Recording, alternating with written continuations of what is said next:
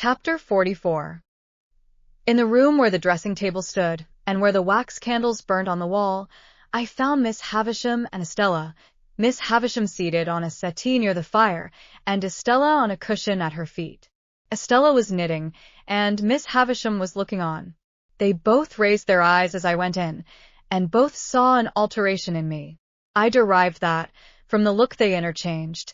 "And what wind," said Miss Havisham, "blows you here, Pip?" Though she looked steadily at me, I saw that she was rather confused.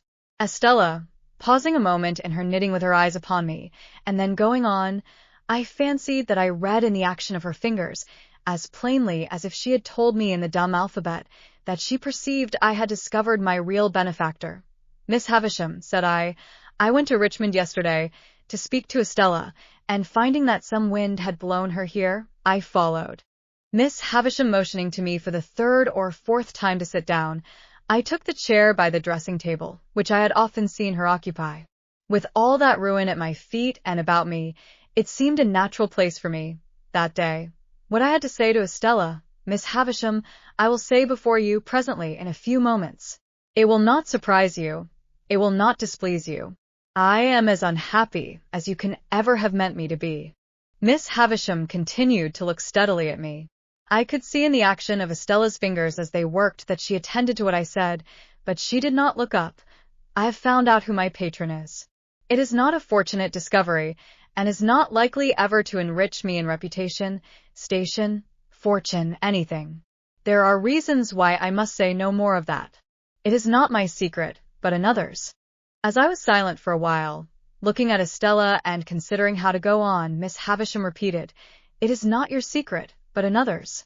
"Well, when you first caused me to be brought here, Miss Havisham, when I belonged to the village over yonder, that I wish I had never left, I suppose I did really come here, as any other chance boy might have come, as a kind of servant, to gratify a want or a whim, and to be paid for it." Pip," replied Miss Havisham, steadily nodding her head. "You did." "And that Mr. Jaggers," said Miss Havisham, taking me up in a firm tone, "had nothing to do with it and knew nothing of it. His being my lawyer, and his being the lawyer of your patron, is a coincidence. He holds the same relation towards numbers of people, and it might easily arise. Be that as it may, it did arise, and was not brought about by anyone.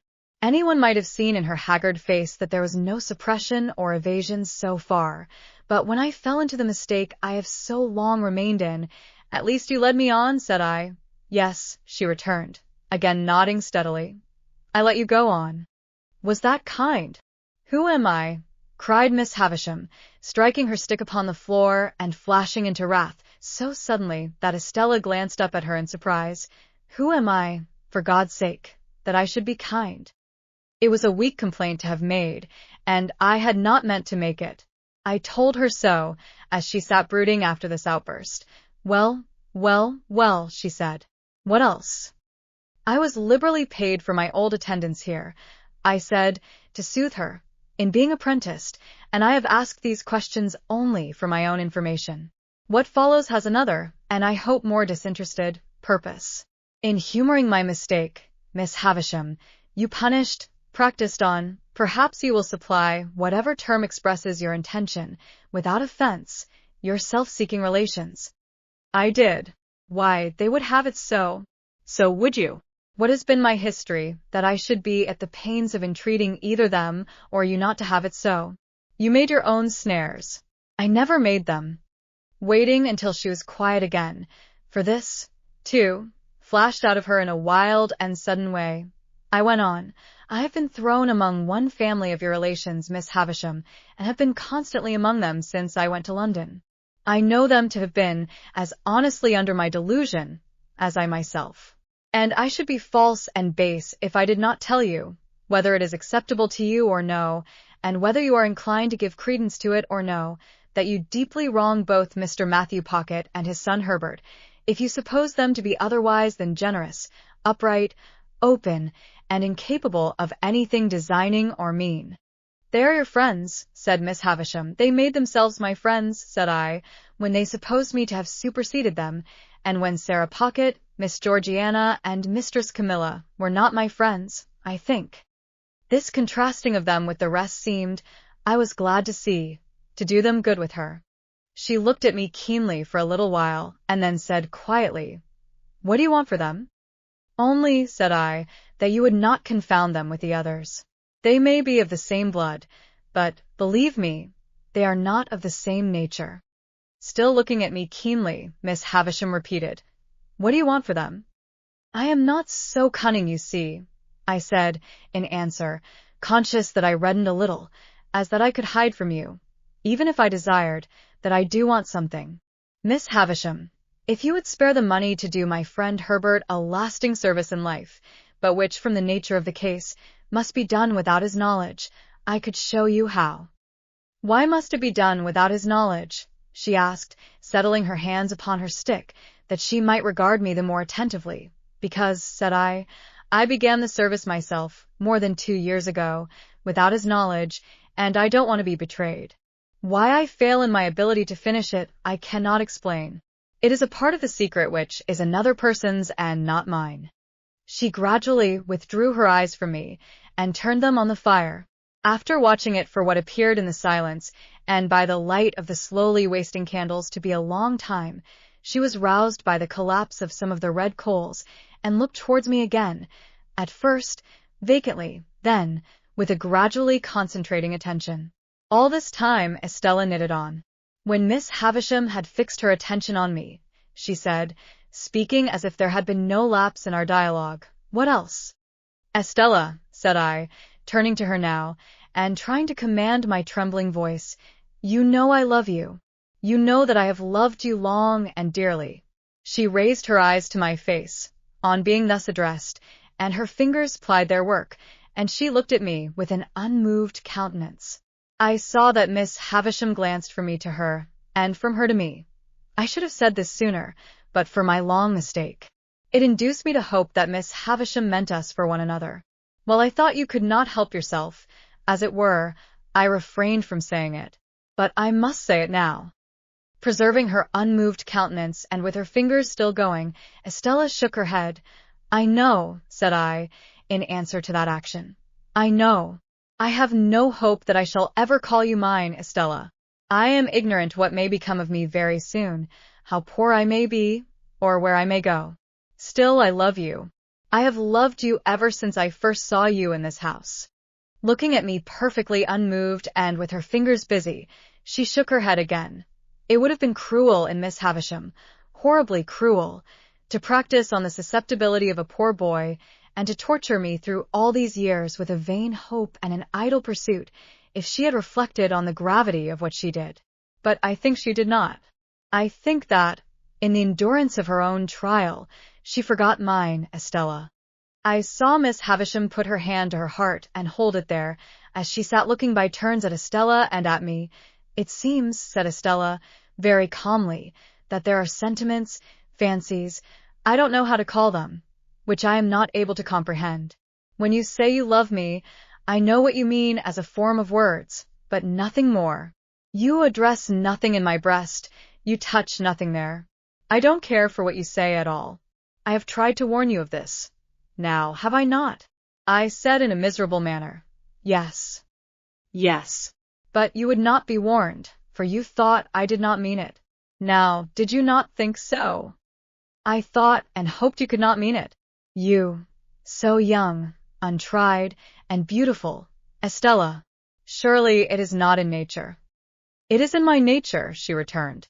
And then she added, with a stress upon the words, "It is in the nature formed within me.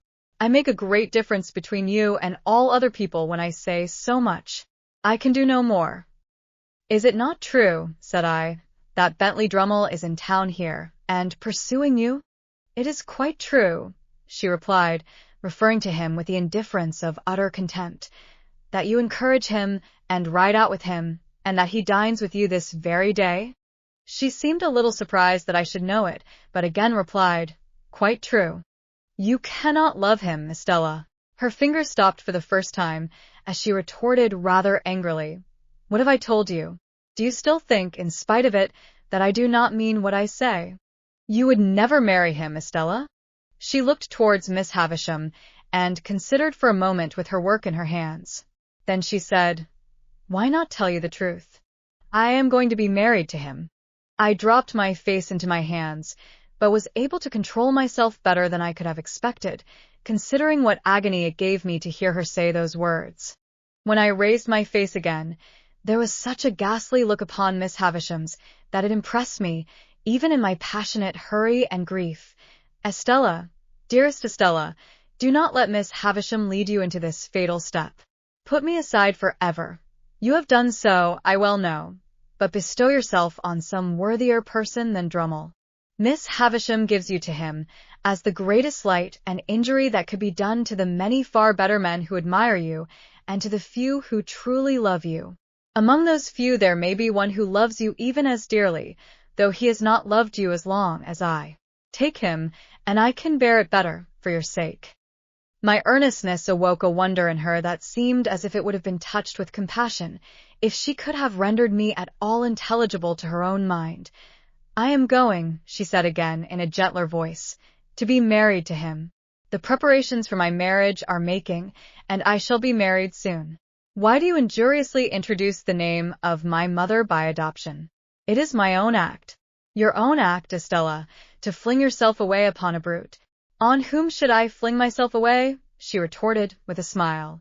"Should I fling myself away upon the man who would the soonest feel, if people do feel such things, that I took nothing to him? There, it is done. I shall do well enough, and so will my husband. As to leading me into what you call this fatal step, Miss Havisham would have had me wait and not marry yet, but I am tired of the life I have led, which has very few charms for me, and I am willing enough to change it. Say no more. We shall never understand each other." "Such a mean brute, such a stupid brute," I urged in despair. "Don't be afraid of my being a blessing to him," said Estella. "I shall not be that. Come. Here is my hand. Do we part on this, you visionary boy, or man?" "Oh, Estella," I answered, as my bitter tears fell fast on her hand, do what I would to restrain them. Even if I remained in England and could hold my head up with the rest, how could I see you Drummle's wife? "Nonsense," she returned. "Nonsense. This will pass in no time." "Never, Estella. You will get me out of your thoughts in a week." "Out of my thoughts? You are part of my existence, part of myself. You have been in every line I have ever read since I first came here, the rough common boy whose poor heart you wounded even then. You have been in every prospect I have ever seen since, on the river, on the sails of the ships, on the marshes, in the clouds, in the light, in the darkness, in the wind, in the woods, in the sea, in the streets. You have been the embodiment of every graceful fancy that my mind has ever become acquainted with. The stones of which the strongest London buildings are made are not more real, or more impossible to be displaced by your hands, than your presence and influence have been to me, there and everywhere, and will be. Estella, to the last hour of my life, you cannot choose but remain part of my character, part of the little good in me, part of the evil. But, in this separation, I associate you only with the good, and I will faithfully hold you to that always, for you must have done me far more good than harm. Let me feel now what sharp distress I may. Oh, God bless you. God forgive you." In what ecstasy of unhappiness I got these broken words out of myself, I don't know. The rhapsody welled up within me, like blood from an inward wound, and gushed out. I held her hand to my lips some lingering moments, and so I left her.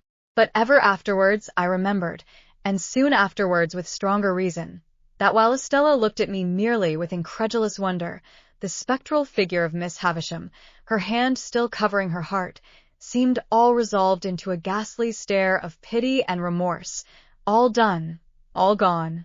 So much was done and gone, that when I went out at the gate, the light of the day seemed of a darker color than when I went in. For a while, I hid myself among some lanes and bypaths, and then struck off to walk all the way to London. For I had by that time come to myself so far as to consider that I could not go back to the inn and see Drummle there, that I could not bear to sit upon the coach and be spoken to, that I could do nothing half so good for myself as tire myself out. It was past midnight when I crossed London Bridge. Pursuing the narrow intricacies of the streets, which at that time tended westward near the Middlesex shore of the river, my readiest access to the temple was close by the riverside, through Whitefriars. I was not expected till tomorrow, but I had my keys, and, if Herbert were gone to bed, could get to bed myself without disturbing him.